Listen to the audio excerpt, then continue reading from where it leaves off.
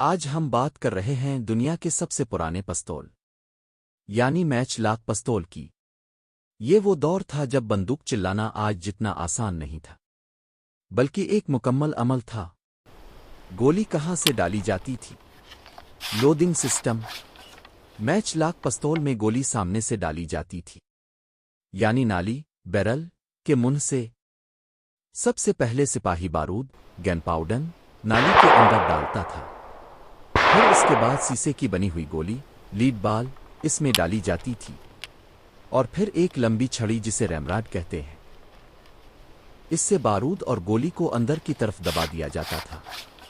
Fire کرنے کا طریقہ، فائرنگ میکانزم۔ اب آتا ہے سب سے دلچسپ حصہ۔ اس پستول میں ایک جلتی ہوئی رسی ہوتی تھی جسے سلو میچ کہا جاتا تھا۔ یہ رسی ایک خاص حصے میں لگی ہوتی تھی جسے سرپنٹین کہتے ہیں۔ جب ٹرگر دبایا جاتا تو یہ جلتی ہوئی رسی نیچے آ کر ایک چھوٹے سے پیالے پر لگتی تھی۔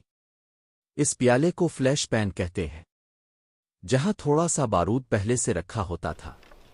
جیسے ہی رسی بارود کو آگ لگاتی، آگ ایک چھوٹے سوراخ کے ذریعے اندر جاتی اور پھر اندر موجود بارود پھٹتا، جس سے گولی تیزی سے باہر نکلتی۔ مسائل اور کمزوریاں۔ لیکن اس سسٹم میں کئی مسائل تھے۔